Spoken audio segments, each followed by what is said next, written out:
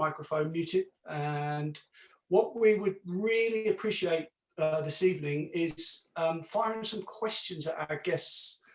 So if you could do that through the chat function, bottom left of your screen, if you hover, and we will put them to Gabe and Dan through the presentation. If you've missed any of our presentations, they are all available on our WSA YouTube channel. So if you want to catch up on those, there's quite a few of them, because we've been doing these for what must be nearly a year now, I reckon, Ben. Yeah, over a year. First lockdown, and bang, we've been on it. So hope you've enjoyed them. I'm going to hand you over now to Ben. We'll schedule for about 45 minutes to 60 minutes for tonight's presentation. Should you have to go out and you miss any of this, again, it will be recorded. So over to you, Ben. Yeah, thanks, Chris. And yeah, thanks to Dan and Gabe for joining us tonight. It is our hopefully our last one that we'll do for the foreseeable future. And as people get out and about doing stuff and the evenings get lighter. So as Chris says, we hope you've enjoyed them. All the topics that we've covered, from how to paddle stand-up paddleboard proficiently through to stand-up paddleboard safely, looking after your friends in the surf. We've done and we've maintained a few that have always included the environment, something which Chris and I and we know WSA members are passionate about, being a 1% for the Planet organisation and also a B Corp. So what we thought we'd do is kind of set the scene a little bit before Dan and Gabe introduce themselves. Patagonia have kindly lent us a short film, which is very current at the moment. So I'll try and use my IT skills and share this. And it's only 6 minutes long, so enjoy.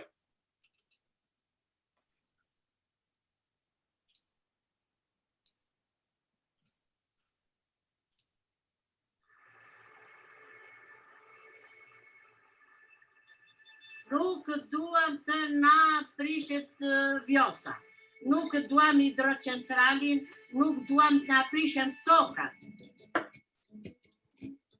The Vjosa in Albania is the last wild river in Europe, and there really is nothing like it. The river and its tributaries flow freely from the mountains in Greece to the Adriatic coast in Albania without any artificial obstacles. Though for years, the entire river system has been under attack by dam projects, which, if constructed, would destroy this natural environment, flooding some parts of the valley while leaving others dry.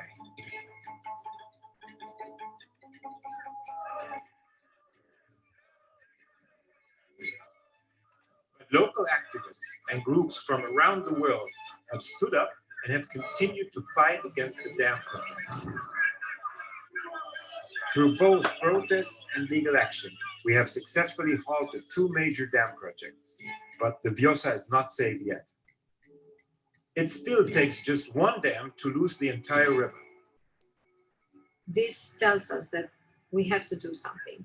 And for the Vjosa, we are aiming to protect it and to declare it a national park, which would be the first wild river national park in Europe.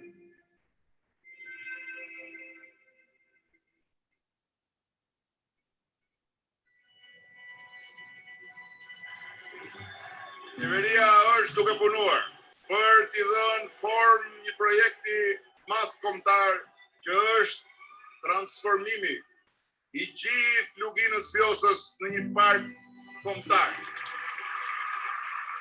Albanian political leaders have announced the intent to stop the dam projects and to establish a national park instead. But until now, these promises are empty words. Some politicians still want to keep the door open for the dam projects after the election, which puts the Vjosa in real danger. And that is why we must speak up for the Vjosa National Park now.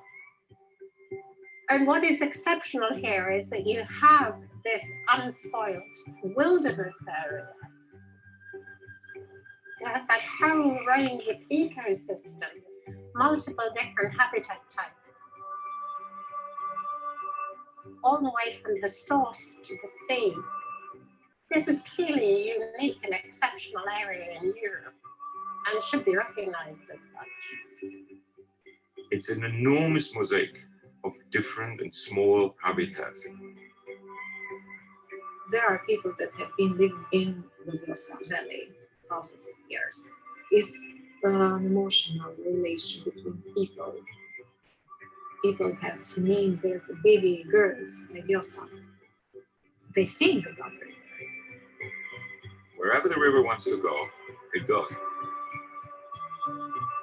There's nothing comparable in Europe like this.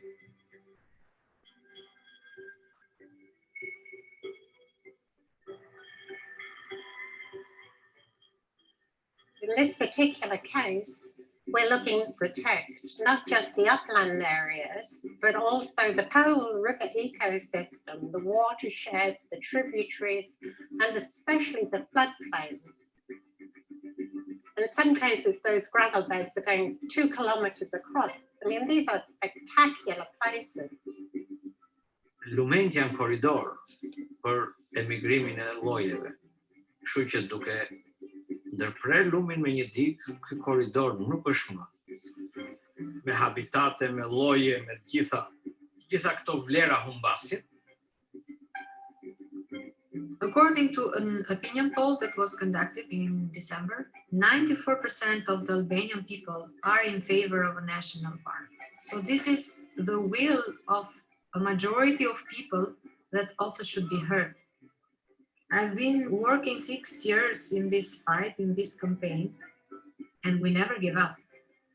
This is a rare opportunity to really protect one of the last wild big rivers. This would be an asset for Europe, but also a contribution to global conservation efforts.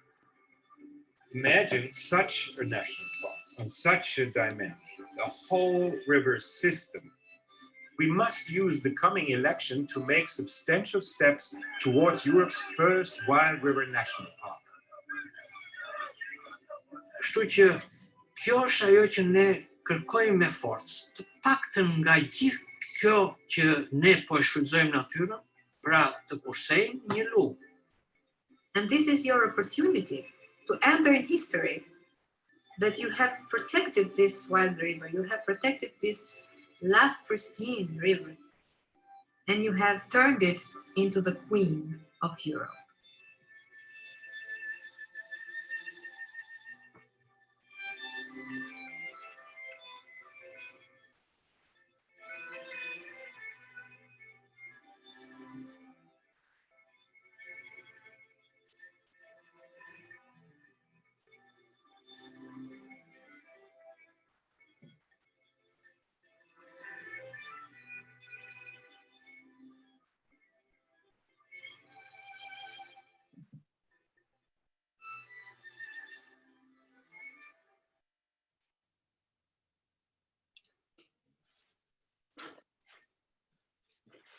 Okay, thanks for that. I think to find out a little bit more about the Vjosa, it's head over to the Patagonia.com, and all the information and the film is on there as well. So yeah, hand over to Chris. Yeah, so that's just one of probably hundreds of campaigns that are taking place around the world today. Tonight's webinar is how can we do a better job for our planet, using our voice and our activities to make changes for the good. So WSO, both Ben and I are really delighted to announce tonight's presenters, Dan Yates from Save Our Rivers and Gabe Davies from Patagonia. So these two guys are really super inspirational and leading environmentalists in their own field. So what I'd like to do, just for the benefit of the audience, if I could hand over to you to start with, maybe Dan, to give us a nice little intro and some information on what you're currently working on, and then we'll go over to Gabe. Thank you very much. Okay, so I suppose the area of water sports that I've come from, to be sort of sat here as well, is I'm a whitewater kayaker, and I have been since I was 7, and I'm a lot older than 7 now, but it's been a while, and we've just noticed throughout the years just a gradual like disappearing of the rivers that we were used to paddling on and that we have been able to paddle on, mostly being lost to developments, primarily hydropower projects. So we're seeing an increasing number of rivers dewatered or dammed and lost behind reservoirs. And there would be sort of an increasing amount of chat around, let's try and go and paddle this river because there's a dam project planned and we'll get there before it's gone, before it's lost, like a chasing of rivers around the world before they disappeared for good. And that was something that we, I suppose, were sad about, but just accepted as almost as the way the world was, if you know what I mean, the changing world. And that all happened until someone proposed a dam project on our local river where we live, and where we paddled every morning when it rained before work, and every night when we got back from work. My entire reason for living where I live was based around this river. My whole social circle consists of meeting my friends at this river. And when a dam proposal was planned for that, is when we took that step from kind of passively observing the destruction that was going on to trying to do something about it, and setting up and becoming, going from sort of observers of environmental degradation to trying to do something about it. And that was our beginning. We ran a campaign on our local river, and we've run multiple campaigns since, but mostly focused around protection of rivers, from hydropower projects. At the beginning, just in North Wales, where we live, then across the UK, and now increasingly across Europe as well, supporting other campaigns across Europe, including we played a very small part in the original Blue Heart campaign about the Vjosa River in the Balkans, and a very small part in this one as well. You can find details of the current Vjosa campaign on our website and on our social media and stuff too. That's been the forming of Save Our Rivers, from guys and girls that love hanging out in wild places and going to play in them, to running an NGO. An NGO is a really strong word for what we do. It's all a bit loose, but running campaigns both across the UK and supporting campaigns across Europe. So right now we've just finished a campaign in Snowdonia against a hydropower project here in Cumcumval, which has been, the application's basically been thrown out for want of a decent environmental impact assessment. And so thanks for everybody who's written in a letter of objection, who supported our campaign on that one. We're supporting Wet Tyrol and WWF Austria, campaigning to keep as many dams as possible out of the Utz River in Tyrol. And then later on this year, we will hopefully be joining with WWF Austria again on another glacial river in Austria called the Isel as well, which is one of the last big free-flowing glacial rivers in that part of the world. We've been supporting a campaign in Italy, in Valsorba, where there's a small hydropower project being planned on a absolutely stunning river in a little Italian sort of village there, which has been the hub for kayakers to visit every spring. And I've been there, I don't know, probably like 15 springs in a row until recently. It's where Tiva used to run a extreme kayak race, so it's a pretty famous spot amongst kayakers, but it's also famous for fly fishermen, and it's in a really stunning, unspoiled alpine valley. So we're supporting a campaign there as well. What else are we on at the moment? And then the big one in the UK is the building by the Environment Agency of the Kendal flood scheme on the River Kent, which is a big industrial scale, hard engineered flood scheme, which is going to involve the felling of around 550 mature riverside trees, the building of a huge dam just on the outside of Kendal, just upstream from where the town starts, and a massive impoundment there. Is going to involve the loss of huge amounts of biodiversity on that river as well. So that's a campaign we're supporting in the UK at the moment. If you head over to saveourrivers.org, you can see our 3 sort of headline campaigns that we've got on the homepage there, and you can follow them on social media as well. They've all got different calls to action for people to take part in, and we try and keep people up to date with what's going on with them as much as possible. But yeah, that's sort of where we are now and where we've come from. It's a pretty impressive and busy schedule there that you must have then, Dan. So we'll come to you in a minute, Gabe, but just while Dan has just mentioned a few things there. So you said initially, Dan, that your campaigning started off with, was it a bunch of friends or just a couple of you that thought enough is enough and we're going to do something about this? As to where you are now with how many people are actually involved in Save Our Rivers? I think I think a lot of people imagine that these campaigns start with like a few people and get bigger, but that's never the way it happens. It starts with a load of really excited people, and then it boils down to, you know, 2 or 3 that are the ones that decide that it's for them. Do you know what I mean?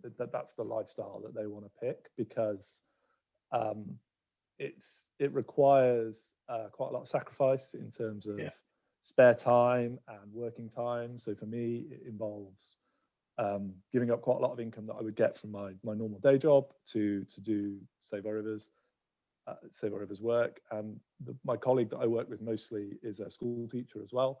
He's just dropped now and become part-time to spend more time working on Save Our Rivers as well, which is great.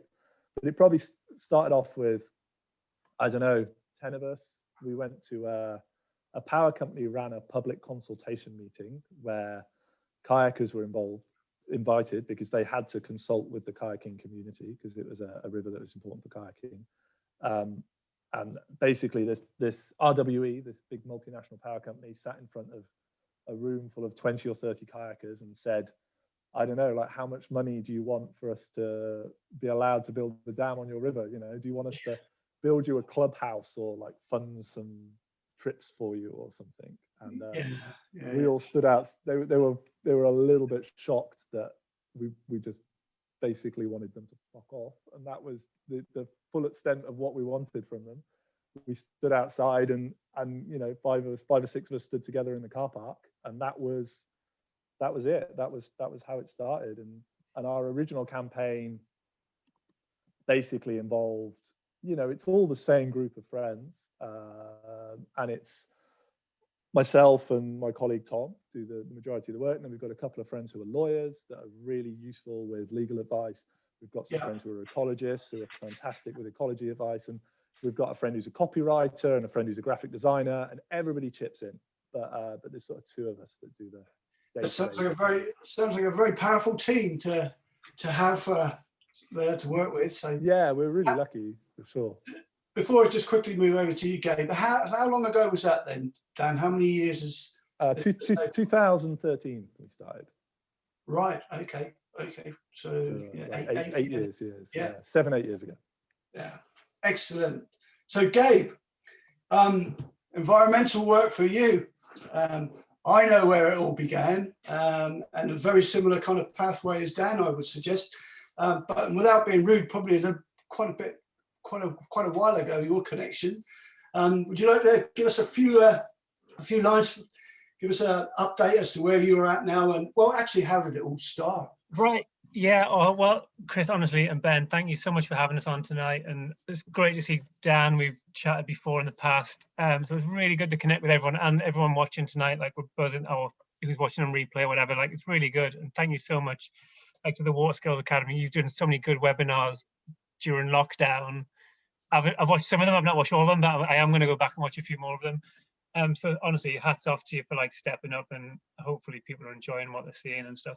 So my story is from the surfing background, much like Dan's is from the kayak background. So I live in the northeast of England, a little beach near Newcastle, not your classic surfing zone, but we love it up here. Nice cold waves, infrequent, quite often brown water. And when we were like little kids learning in the North Sea, it was really quite brown water, like loads of sewage. It was pretty rank.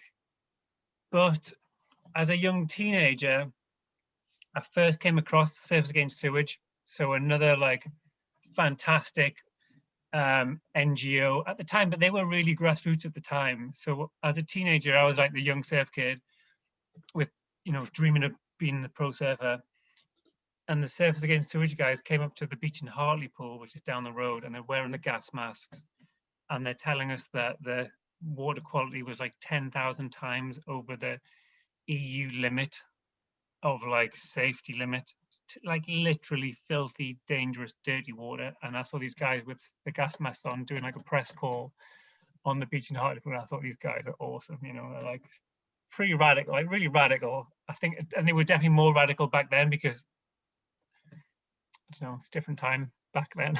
I'm talking about like early 90s.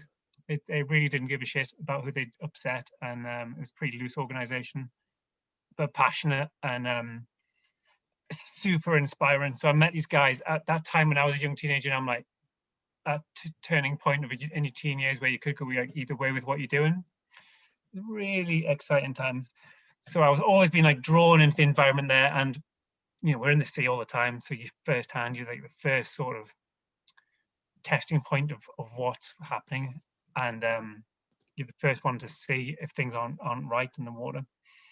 But fast forward to where I am now. So I did go on that sort of pro surfer career path, which was awesome as a young guy, like got sponsored by the companies, and we traveled the world, surf loads of waves, surf competitions, all that sort of stuff. Work with some of the big surf brands like Quicksilver, a load of other brands. And then right when I had my sort of pro surfing was sort of, I should probably get a real job. The only company that really inspired me was Patagonia. I don't know if you've read the book, Let My People Go Surfing, but I'd throw it out to anyone out there. Let My People Go Surfing by Yvonne Chouinard. Anyone's got a head for like business, environment, doing things the alternate way, but doing them the right way. This book's like a really good read and a really inspiring read, probably for whatever you do. I think you can take things from that book.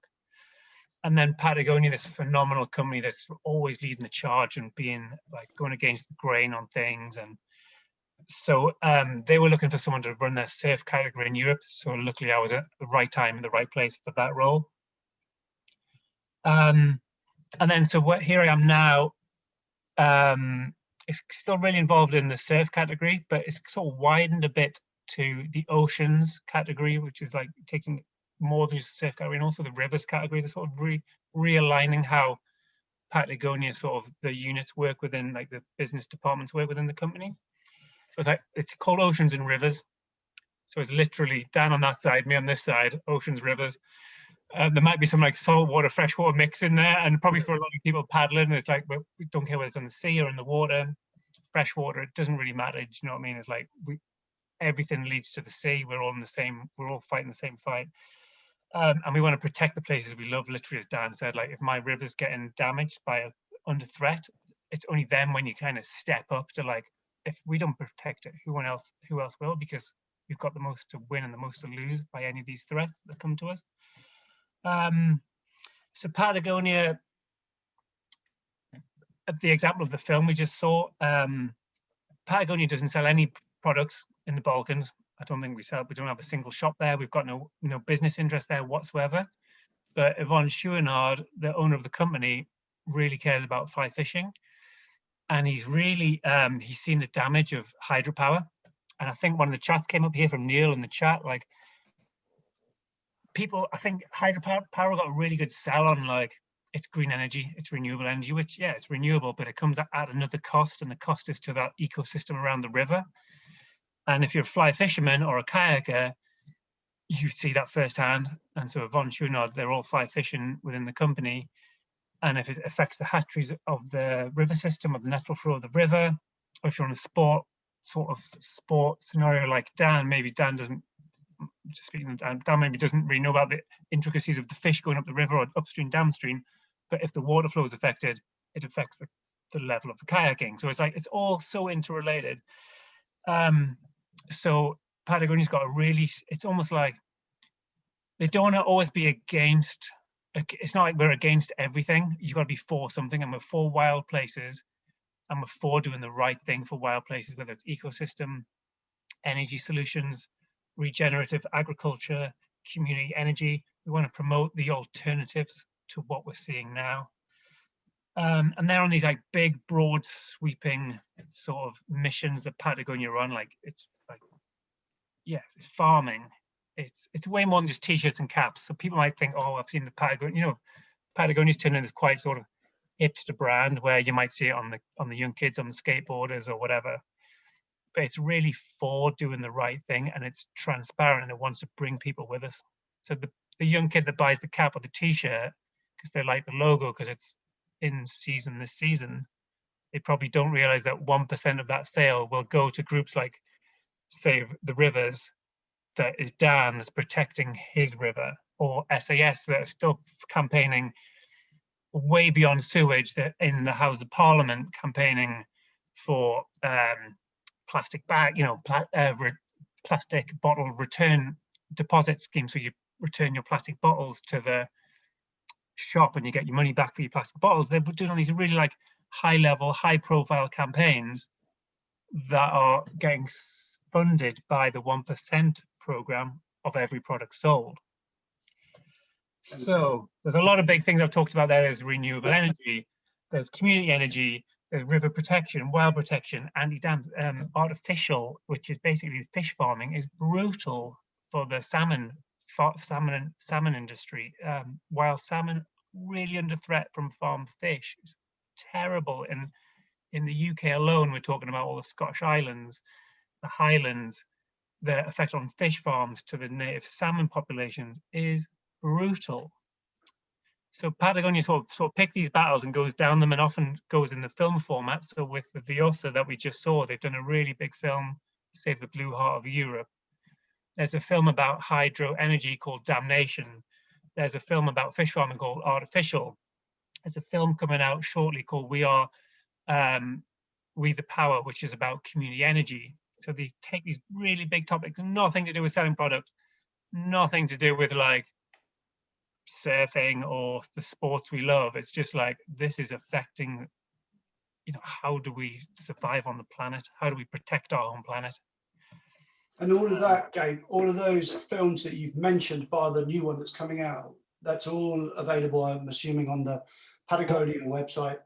All available, like they're all wide open. It's Damnation, Artificial, Save the Blue Heart of Europe. They're all really big moments and big, and they would have investments of time around the creation of the project and working with the NGOs and trying to bring it back to a more local level. I mean, the title of tonight's talk is like, how do we bring it back to, how do our actions, as our local actions or as an individual, like, how do we make change on the planet? Like, the world's gone crazy in the last year and we're all swamped by the devastation of the situation, and it feels we're out of our depth and we're scrambling for, this year's been brutal. But as an individual, like, you can make change. You can change your energy provider to renewable.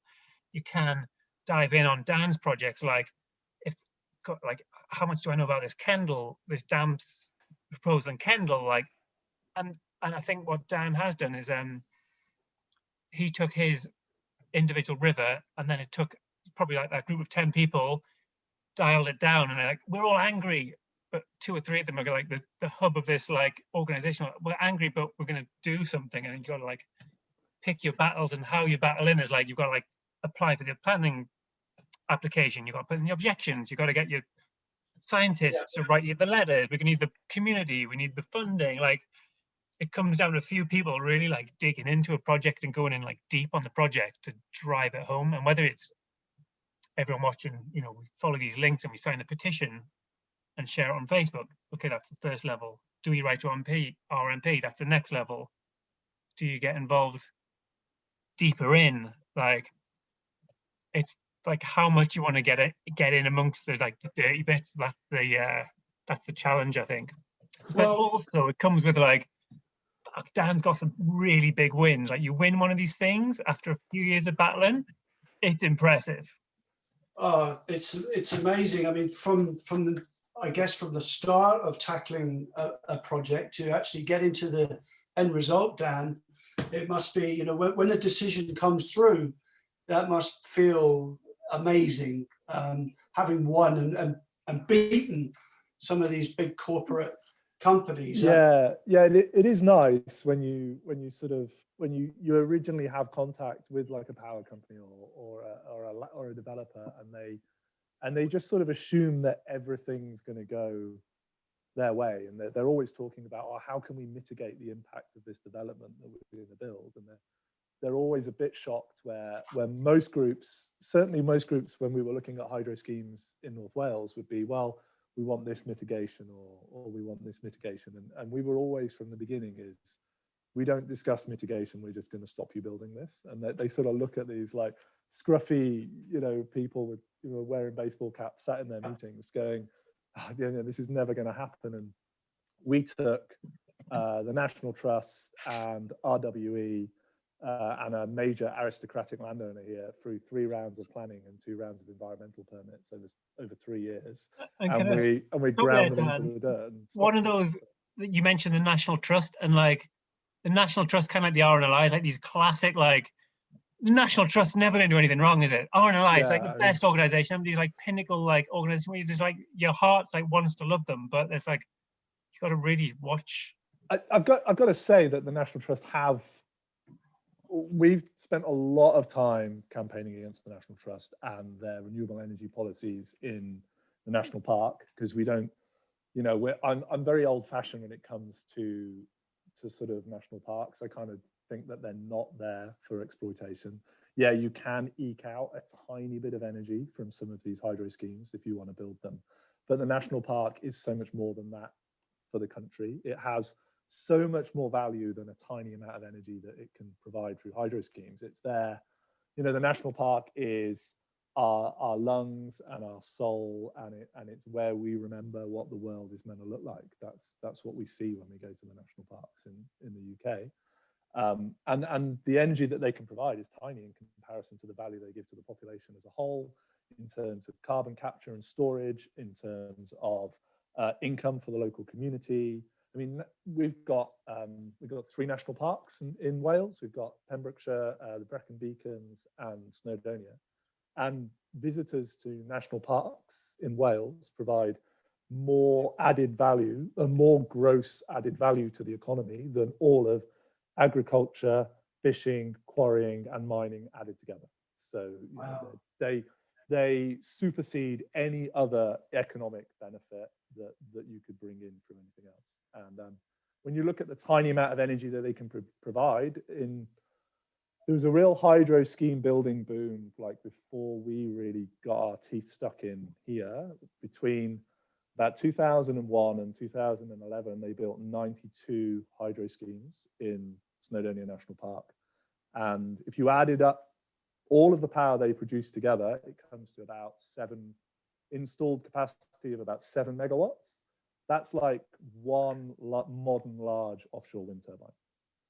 So it's, we've lost 90 intact ecosystems around small streams and on the mountainside, 90 access tracks dug, 90 barriers put across rivers, 90 streams dewatered, and we could have just built one or 2 wind turbines instead. So the power produced is tiny. That's an incredible statistic. And Dan, I think the last time you were on, you were speaking to Ben, and you mentioned that due to COVID, that many dam projects were actually charging ahead behind closed doors, shall we say?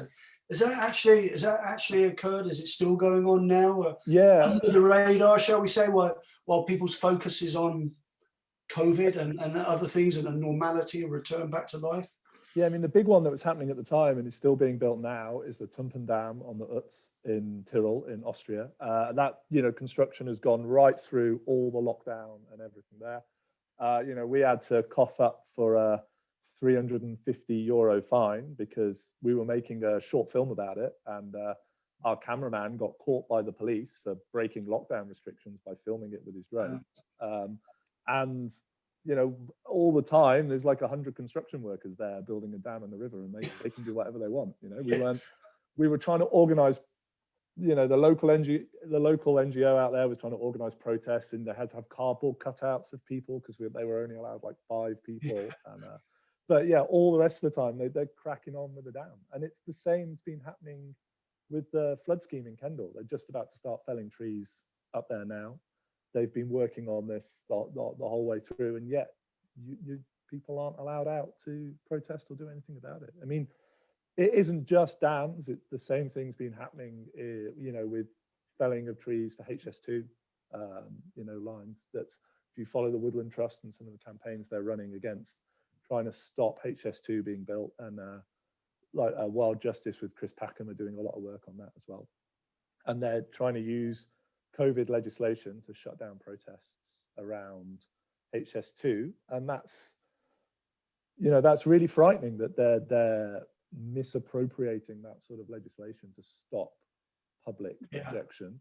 And now, you know, we're going to look at coming out of this, and there's the anti-protest legislation coming through in the latest police and crime bill as well, that's going through, which is really frightening. I mean, that's going to basically make any static protest for any reason, including environmental reasons, illegal at the whim of the Home Secretary. So anything that Extinction Rebellion were doing, you know, 2 years ago, any of these, you know, anti-bypass or anti-HS2 wood felling protests, even if we were to go and stand by our local river with a sign objecting to a dam being built there, that could still fall under an illegal protest under this proposed legislation. So it's a frightening time, really, in terms of freedom of speech for the environment.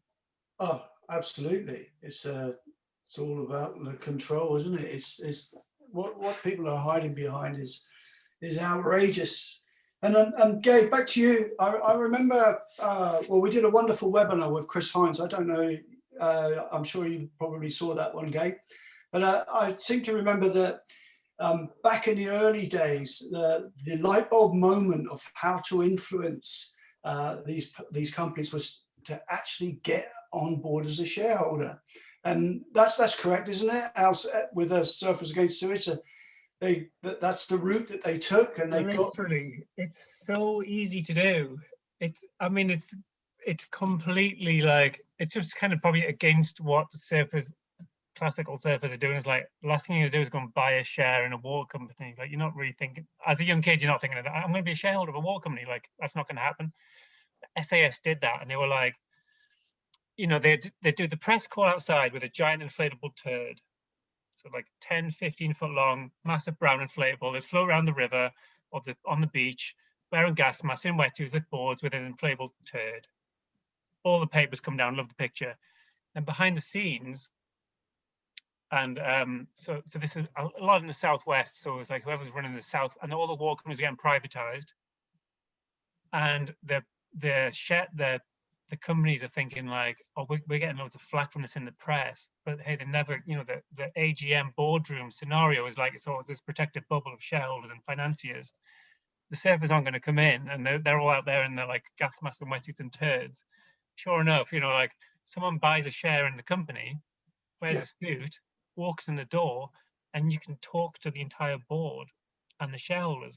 And this was literally our same strategy as SAS did it with water companies in the 90s.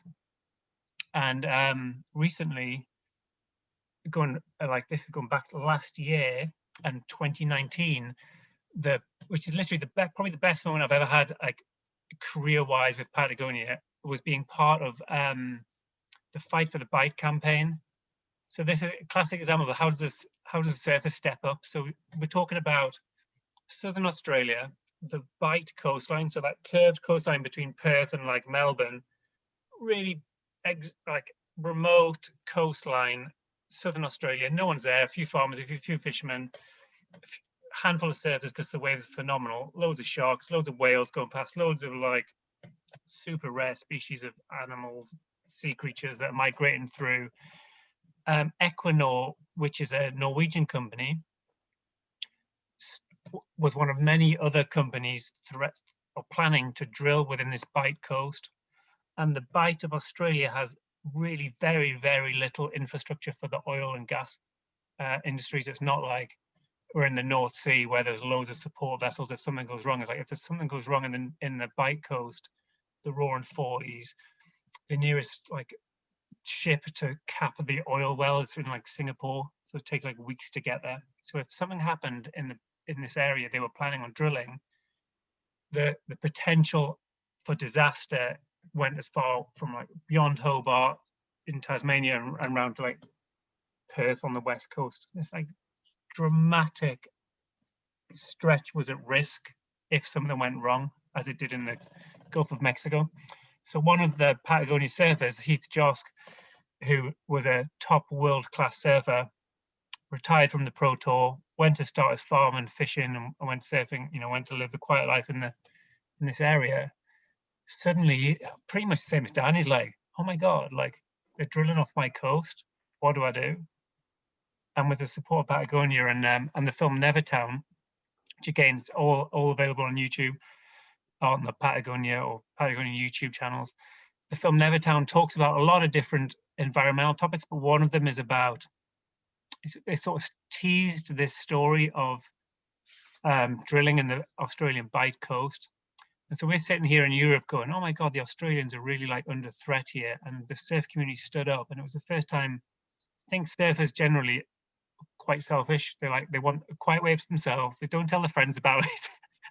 They'll skip Sunday dinner with the family to get their wave, and you know, I'm doing my thing, I'm doing my surfing, don't get my wave. And you know, it's quite it's quite a cliquey sort of small world that you can sort of feel like if you're inside, you're in, if you're outside, you're not part of it. But it's the first time I've seen the Australians really gather round an issue, and around the entire Australian coast, they were paddling out and really demonstrating this fight for the Bight. Like, why is this Norwegian company coming in, taking our oil, taking our profits, taking our raw materials, but putting at threat this massive area? And it came to the point where our sort of European involvement and personal involvement was, it's a Norwegian company threatening Australia. So Patagonia Europe, how does Patagonia Europe step up to support our friends in Australia, our surfers in Australia? And Heath Josk flew over with part of an NGO group. So it involved Aboriginal tribes leaders, like WWF, like I think, and someone told me like, so we all went to Norway for the AGM of Equinor. I bought a share in Equinor, it cost like 50 quid. So suddenly I've got a share in Equinor, cost 50 quid, not a massive investor in the stock market, but I'm like, I'm going into the AGM. And sure enough, you're in the AGM with probably like 500 suits, all probably representing our pensions or the pensions. You know, it's nearly 50% state-owned, this company, by the Norwegian people. It's like a really important company to the Norwegians, and it's like it's given them that, you know, this amazing like Scandinavian lifestyle where the company's done really well out of making oil and power company, and now the Australians are coming into the AGM going like, no, what are you doing? Like, this isn't the right thing to do. This is really high risk strategy. It's the boundaries of oil drilling. Like, you're pushing the boundaries into this sort of like real risk area.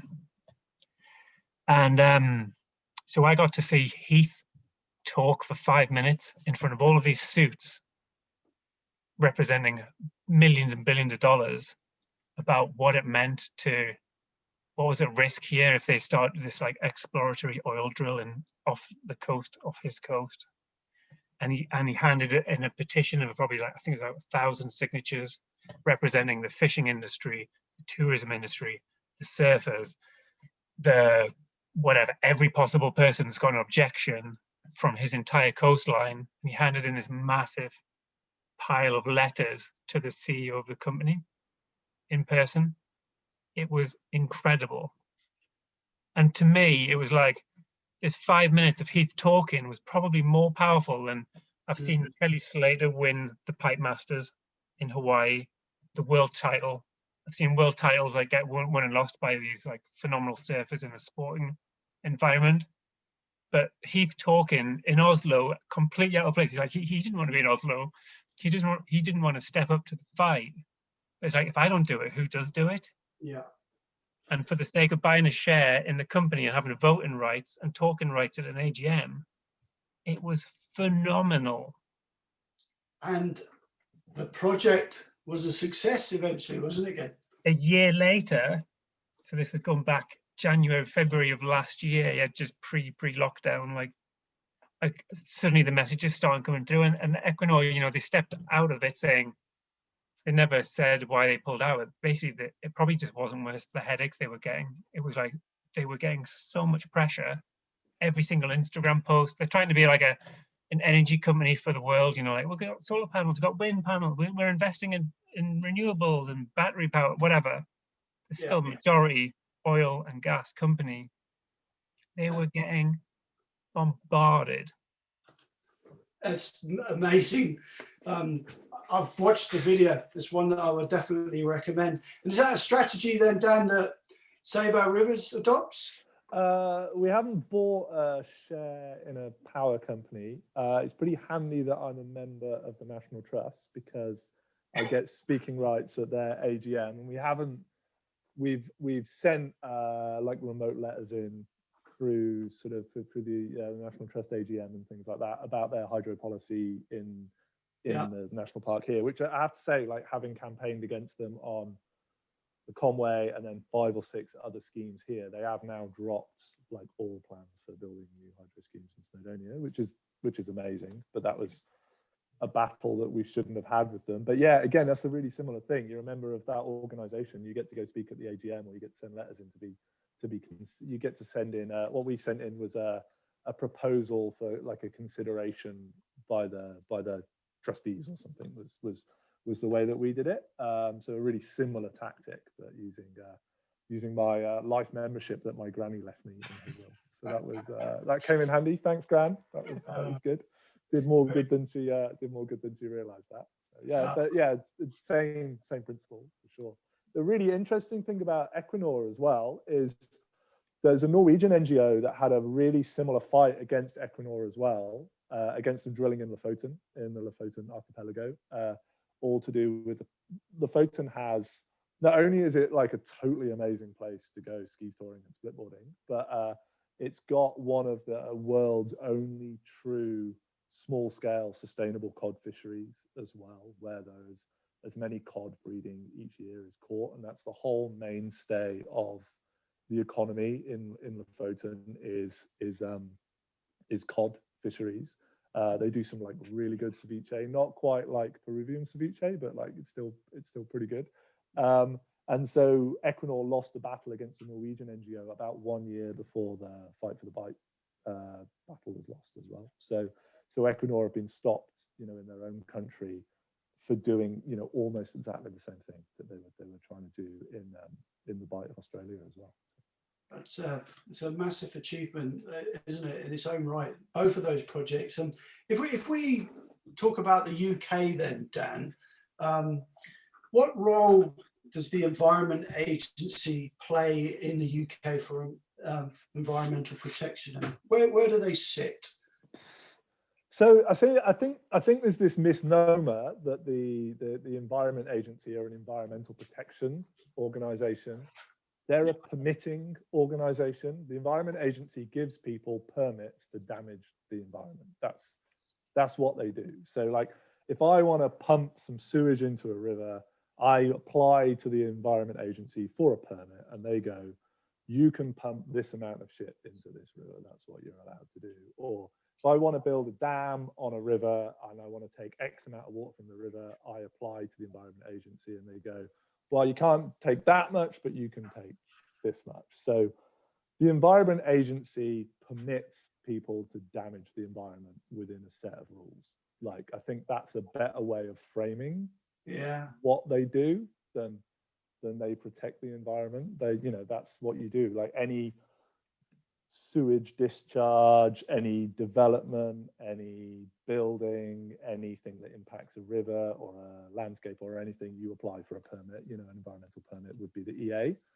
In Wales, it is NRW, and in Scotland, it is, while rivers would be SEPA. Like, so there's a different it's a devolved thing. So the Environment Agency is just within England.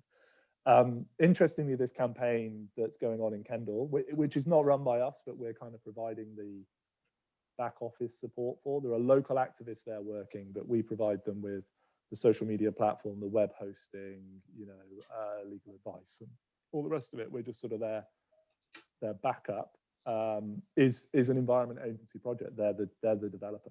So yeah, you preempted my my next question. I was going to say, campaigns. Actually, at the minute, are you campaigning against any? Yeah. So we're basically the sort of the back office support for the campaigns called Save the Heart Kendall. You can find them on Facebook and Instagram again, or if you go to the Save Our Rivers website, we do all their web hosting for them and stuff. So you can see that campaign there, and that campaign is exclusively against the Environment Agency. So that's they do a great job. Yeah. Yeah. So I mean, just gotta say, there are some amazing people who work for the Environment Agency and NRW. There are some really knowledgeable, passionate ecologists and environmentalists that work for these organizations, but they are shackled by the structure of the organization that they work for. Yeah, I think that was an important point to make.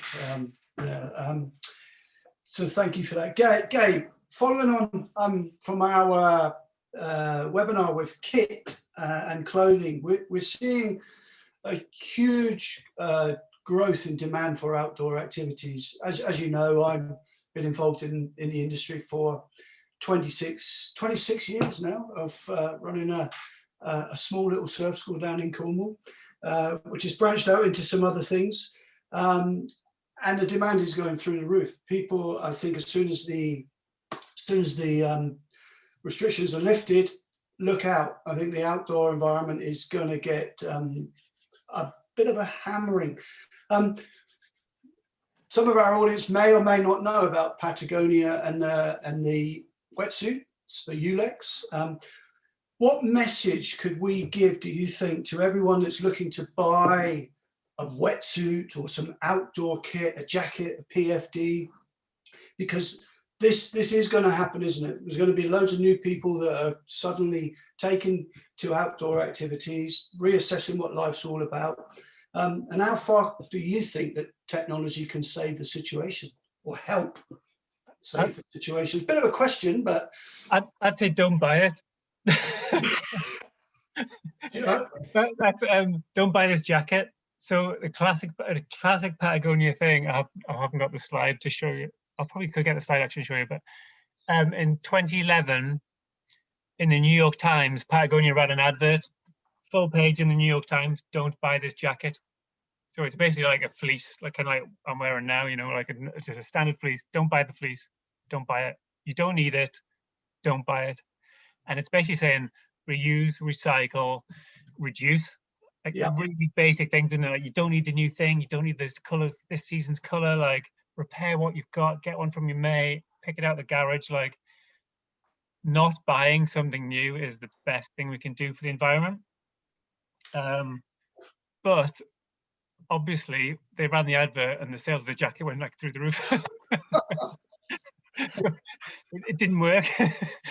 But, I'm sorry to interject there, Gabe, but do Patagonia still have, you carry on with your story in a minute, but do they still have that policy of garment for life?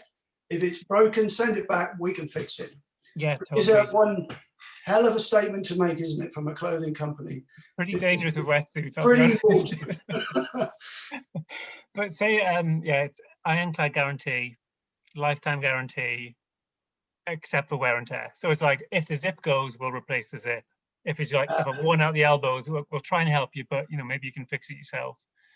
And you see that Cornish guy that's bought Patagonia from 40 years ago, sending back the same garment. 100%. Oh, it's not him again. Here come the same trousers. But we do, like, you want to keep it in use as long as possible. Like, I know, like, loads of companies, probably like your iPhone or whatever it may be, it's like your wetsuit's like 12-month guarantee. After like January 1st, you're done, you're out.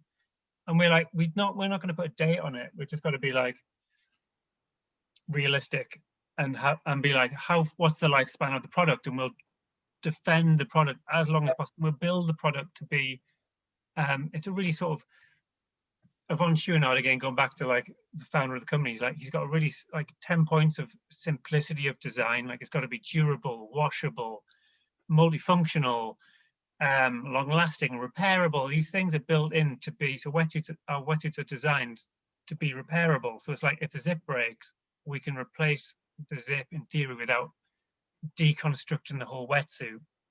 So it's like a wetsuit, a zip shouldn't really go. If the knees go, okay, we're not really going to replace all the knees on every wetsuit that's ever made. But if the zip goes, we should be able to replace the zip, yeah, and get the suit back in the water. So we stand by like this sort of, we stand by our product as much as we can. And then with regards to the wetsuits, it's like the wetsuits, we can dive really deep on this topic, so I'll try and keep it super brief, but wetsuits are really unsustainable.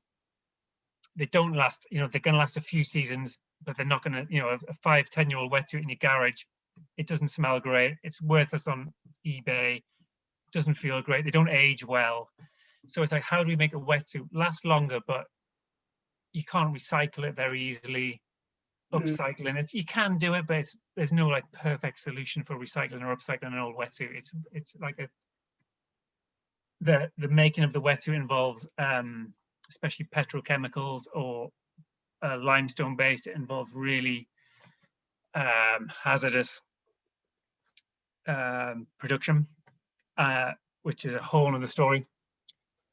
But it involves the factories in Louisiana that create wetsuits, which have around this cancer, around the factories, there's air pollutants that are super cancer. They call it cancer alley, where the wetsuit material comes from. It's brutal story. So it's not just the raw materials that go into the wetsuits, it's the production of the wetsuits. And then if the wetsuits don't last very long when you buy the wetsuit, it's like lose all the way down the supply chain. So we know the wetsuits are bad, and there's no like circular life of the wetsuits. So we're going to try and make the best wetsuit we can. So we're going to use natural rubber as a source material, which reduces the CO2 by 80% of each wetsuit made compared to limestone or petrochemical base. So we're using a less impactful, more sustainable raw material. It's still not perfect, but they're the best we can do at the minute. So we use a natural rubber as our source for our biggest component in our suits. We try and keep them in the water longer. And that's the story of a Ulex wetsuit. We can dive into this, or questions, feel free to dive. We all need wetsuits. We all need summer wetsuits. We all need probably 2 winter wetsuits if we're surfing or paddling in the winter, because no one likes a wet wetsuit. And then Patagonia worked on this 10-year time span to get the R&D right for this natural rubber wetsuit, Ulex rubber wetsuit, to hit the market. And then we open up that technology to all the wetsuit brands. So any brand out there, I've spoken to pretty much all the brands out there, like, guys, like, this is Ulex rubber. It's from a better source. It's literally is a sustainable source of rubber. If you use the Shaco factory, which 80% of wetsuit brands use the Shaco factory, you can have a Ulex rubber suit, and you can also be fair trade certified if you use a Shaco factory suit, for the sake of like 1% per cost price of the wetsuit. Largely, the brands are not interested. It's when you gave me that statistic this time, it's amazing, isn't it? It's full on. Like Finisterre on board. Some of the smaller French sort of niche brands are on board. A couple of other brands are on board. Billabong have just launched like one Ulex wetsuit within their line of probably like 100 suits. They've got like one suit Ulex. Slowly, but it's so. So as individuals, and the difference that we can make straight away is choice of this kit, and following the guidelines, looking after it, making sure that it lasts. Sensible choices, investigating, looking at the history of the company behind it, and small little things all added together. Totally. All added together make a big difference. And I get like it's a Patagonia wetsuit will feel like a really expensive wetsuit, and I'm not saying like, and it's not the perfect wetsuit, and it may not be the perfect wetsuit for perfect sport. You know what I mean? Like we may try and make it sort of surf or kite surf specific wetsuit, so it may not suit. Yeah. Open water swimmers, for example, it's not like a tri-suit, or paddlers. I mean, it may not be the best suit for the sport, but it's keeping that, whatever suit you buy, keep that suit in use longer. That's already the best thing you can possibly do. So we're talking about surfing there, Dan. Let's get to the kayakers, okay? So the audience may or may not know that WSA, we're extremely proud to be a B Corp organisation. Took a lot of work to get to that stage, and we're very focused on our social and our environmental side of things. Do you think the general kayaking community is very aware of all of these heightened environmental issues that are going on? I think surfing, before you answer, with the impact of surfers against sewage in it was probably the early 90s, wasn't it, Gabe? If not before that, the late 80s maybe. Yeah. Yeah. So it's been going for a long time, and Surfers Against Sewage is a brand synonymous with surfers. It's in the title. How do the kayaking community sit with these kind of things then? I mean, I think in terms of like when we're talking about campaigning against dams, which is the sort of the main issue that kayakers have, that we're fairly specific on focusing on.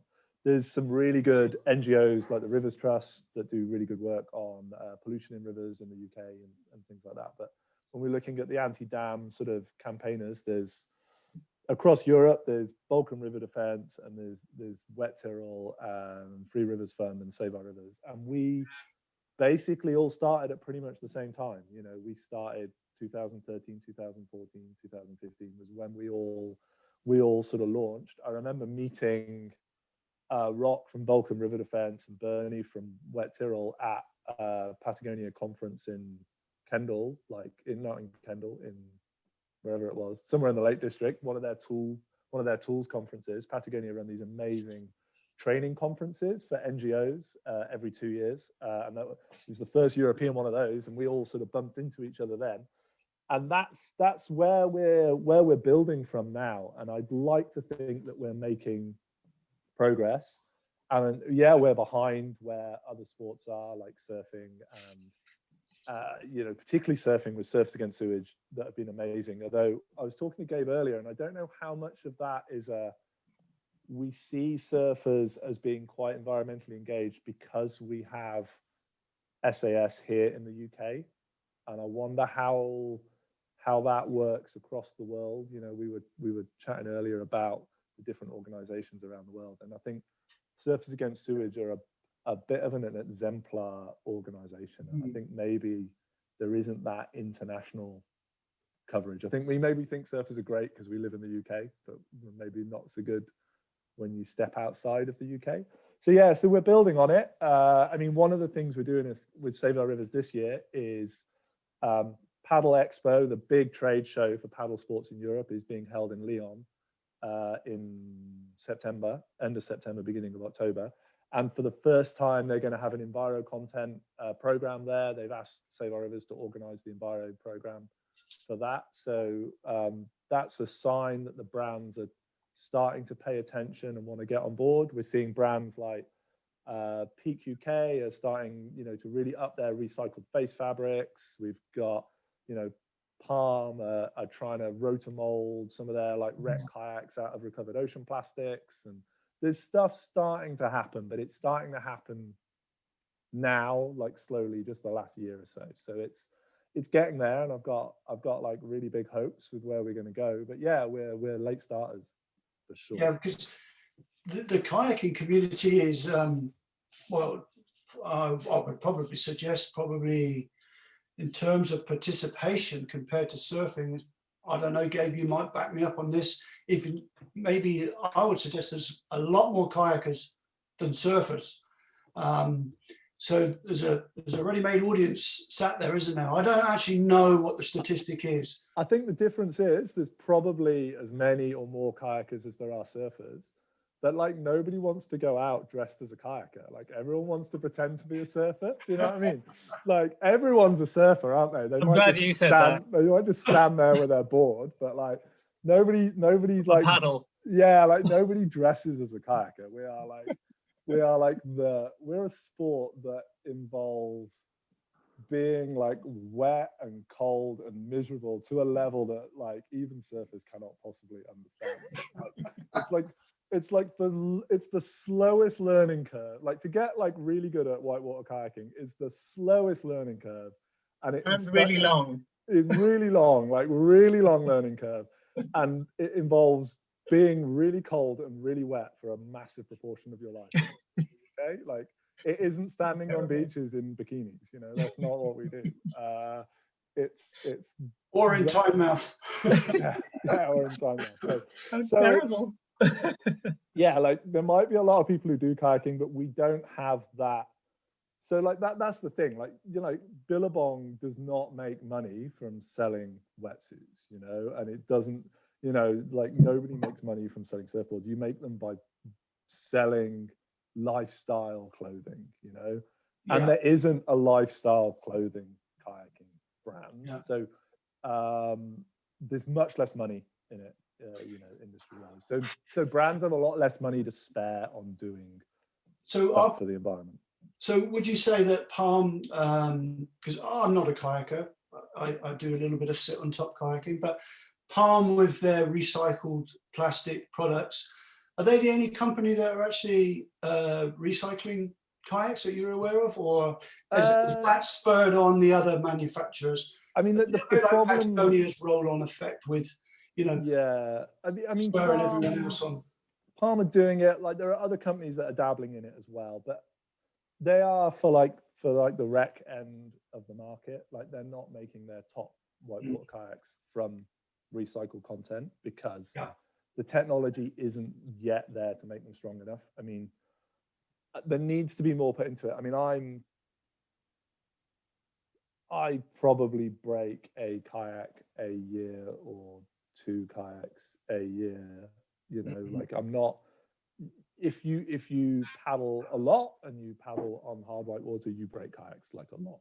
It happens. So, and that's even when they're not made of recycled content. There needs to be more R&D put into that, into circularity. And the vast majority of kayakers are rec kayakers. It's people who go sit on top kayaking. It's people who go paddling on the local canal. So even if there's a way of turning those top end whitewater kayaks that are made from virgin plastic into the rec kayaks lower down, that's still good. You know, that's still well worthwhile doing. And I think in the UK, Palm are probably leading the way on that. There's a lot of I know there's a lot of people switching to like recycled car tire content in their limestone wetsuits, but again, I don't think there's any brands that are going for Ulex yet in terms of the paddle sports industry.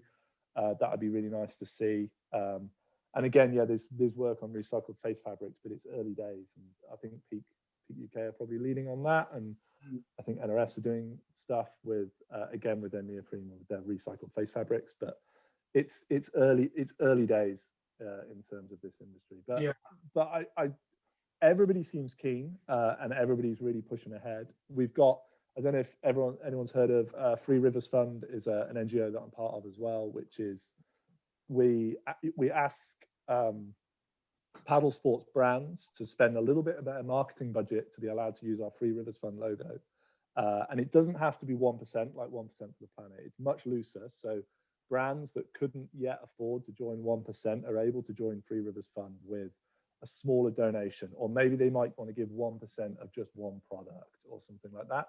And then we use that money to donate out to grassroots NGOs that are fighting for rivers in their areas. And Free Rivers Fund is growing every year as well. So yeah, we're getting there. We're behind, but that's an excellent initiative. I wasn't actually aware of that. We're 1% for the Planet members. So it's in the chat for any of the audience who may want to look that up further, freerivers.org. Yeah, and really with Free Rivers Fund, we're not just after donations from individuals and brands to help us grant people out. We're also after, all around the world, if you're working on a conservation project on your river, if you're working against pollution on your river or dams on your river, write to us and apply for a grant. It's super easy. We've got like a 300, it's not like applying for a grant from a big charitable giving organization. It's, you literally like send us an email, like if it's more than a page, we're not going to read it. Like we're not interested. Like I want it short, sharp, simple. You don't need to be a charity. You don't need to be a registered NGO. You don't even need a bank account, and we can help you run your campaign. And you don't need to wait a year for your money. We have emergency funds available to respond to planning applications that come up straight away. So not just for brands getting involved, but people who need help as well. Please get in touch with us. You know, we've got money to spend on saving rivers. So.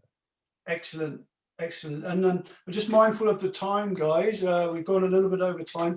I'll just one question for you, Gabe, before we probably wrap up.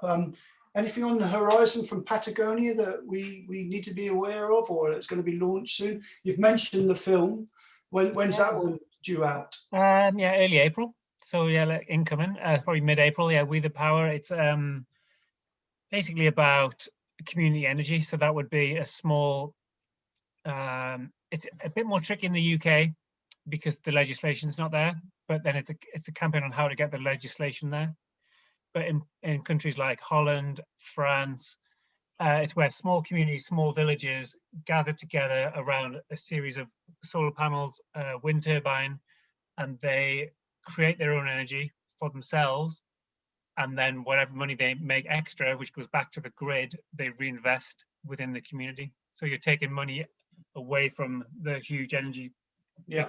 In the UK, it'd be the big 6 corporations of energy companies, and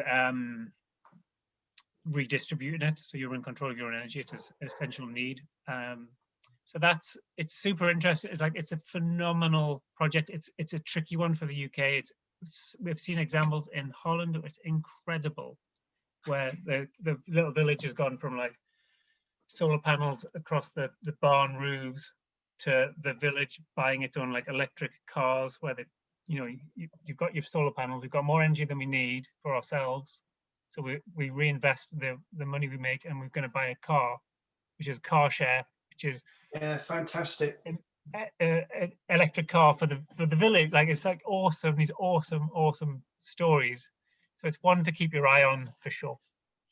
Yeah, that's a great story. That so I think as individuals, then there's lots of choices for us, isn't there? That even something small can make a big difference with. Unless we start to embrace these philosophies and get involved. And for the audience and anyone else that will get to watch this on the YouTube channel, can you just repeat where they'll be able to get involved with you guys? So Dan, it's saveourrivers.org, isn't it? Yeah, and we're on. Apparently, we're on Twitter. I think I've got like 2 followers, but. Most of our stuff's on Instagram and Facebook as well. So you can, Save Our Rivers on Instagram, Facebook, and we've got a website, saveourrivers.org as well. So. Excellent. And Gabe? I think the best place would be, there's obviously the Patagonia Europe like social media accounts, but the interesting one is Patagonia Action Works. Patagonia Action Works, and that's basically a platform for all of the NGOs that Patagonia support, and you can filter by location, you can filter by what you're passionate about. So we're passionate about water sports. So any NGO that we're working with, be it Dan or in France, wherever, geographically or by sort of campaign, you can get involved. So you can see what Dan's up to, and you can sign his petitions, you can get involved, you can donate, you can participate, you can dive into these projects through Patagonia Action Works. Brilliant. And you can also volunteer your skills. So if you're watching this going, my line of work, I'm an accountant, not much I can do here, I can't go and like wave flags around. Well, actually, you can donate your skills to the NGOs. So there's lots of like skill sharing as well. And you mentioned, Gabe, at the right at the beginning, the Yvon Chouinard's book. Oh, Let My People Go Surfing. Yeah, I've read it. Fantastic. Thanks to Ben, my colleague, for introducing me to that. So if you want a good read, it's inspirational. Let My People Go Surfing. So that brings us, I think it's wrap up time from the WSA and for tonight's webinar. And unless we go back into lockdown and no one's got the crystal ball whether that's going to happen, I'd just like to thank everybody who's run this path with us along the way, and especially want to thank you too for your time tonight. Really inspirational, the work that you guys are doing, the companies are doing. thank you once again, and stay safe, everyone out there. I think the stable door is being lifted tomorrow in Wales. Is that right, Ben? Yeah, that's right. Yeah, look out. And the stable door in England is the 29th. And the best thing of all is the clocks are going forward tomorrow, and it's British summertime. Yoo-hoo. So we'll be able to get out there and enjoy it. So on behalf of all of us from the WSA, thank you ever so much for your time. Thank you, audience. Anything that you want to watch is on the YouTube, our YouTube channel. We've got one last CPD session, and that's available on Facebook if you want the information. So have a good evening, and Brilliant.